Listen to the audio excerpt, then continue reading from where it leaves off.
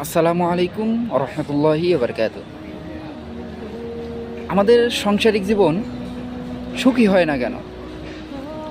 আমরা পারিবারিকভাবে সবাই কেন হতাশাগ্রস্ত, চিন্তিত বা দুঃখ কষ্টের ভিতরে থাকি? আমাদের জীবন শুরু করার প্রাথমিকভাবেই আমরা অনেক কিছু ভুল করি।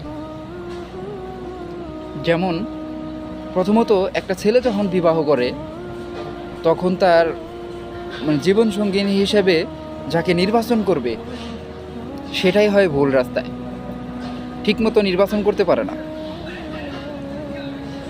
আসলে আমরা যদি বিবাহ করতে যাই, প্রথমত সুন্দর দেখি, তারপরে তাদের বাড়ি টাকা পয়সা আছে কিনা, তারা কেমন ধনী সেইগুলো দেখি, কেমন স্টাইলিশ মেয়ে নাকি, পড়াশোনা আছে নাকি, সেইগুলো দেখি।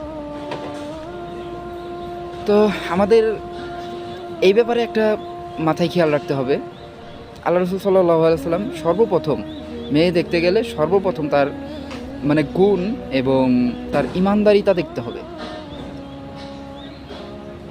এটা দেখার পরে যে মেয়ের ভিতরে ইমানদারিতা ও দিনদারিতা ও গুণবলী আছে, তার সাথে যদি সে সুন্দরী হয়, তার সাথে যদি সে বড়লোক হয়, তার বাবা টাকা পয়সা হয়, আলহামদুলিল্লাহ। আর আপনি যদি এটা প্রাধান্য না দেন, আপনি যদি সুন্দরকে প্রাধান্য দেন এবং টাকা পয়সাকে প্রাধান্য দেন, তাহলে আপনি আসলে সঙ্গিনী নির্বাচন করতে ভুল করবেন। আপনার জীবনের শুরুতেই ভুল হবে। তারপরে আপনি বিবাহের পরে আপনি যখন একটা ভালো একটা মেয়ে বিয়ে করবেন, দিনদারিতা মেয়ে বিয়ে করবেন, তখন দেখবেন যে আপনার ওই জীবনসঙ্গিনীর চাহিদাও কম থাকবে, ঠিক আছে, আপনার চাহিদাও কম থাকবে, সব কিছু মিলে আপনি একটা সুখে সংসার করতে পারবেন। আর আপনি যদি সুন্দর আনেন, স্টাইলিশ আনেন, ওরকম মেয়ে আনেন, তাহলে দেখা গেছে যে তার চাহিদাও আপনার কমবে না, আপনার চাহিদা তার মিটাইতে পারবেন না।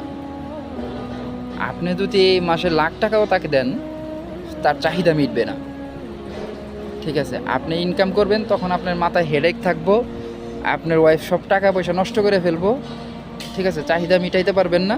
দেখুন, এই কারণেই সংসারে বেশি অশান্তি হয়। দাম্পত্য জীবনে একজন আরেকজনকে খুব কম বুঝে। আর যদি আপনি সুন্দর দিনদারিতে একটা পার্টনার পান, ঠিক আছে, তাহলে দেখা গেছে যে আপনার সারাটা জীবন সুখের হবে।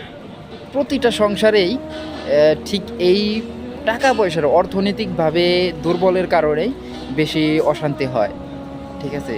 এই অর্থনৈতিক দুর্বল থাকলে অবশ্যই আপনাকে দিনদার দেখে একটা মেয়ে বিয়ে করতে হবে। যদি দিনদার মেয়ে বিয়ে করেন, নিজে দিনদার হন, দেখবেন দুইজনের চাহিদা কম থাকলে আপনার সংসার অবশ্যই সুখের হবে, কোনো দিন অশান্তি আসবে না আপনার সংসারে। আপনারা এই জিনিসটা অন্তত মাথায় খেয়াল রাখবেন বিয়ে করার আগে। ভালো থাকবেন সবাই। খুদা হাফেজ।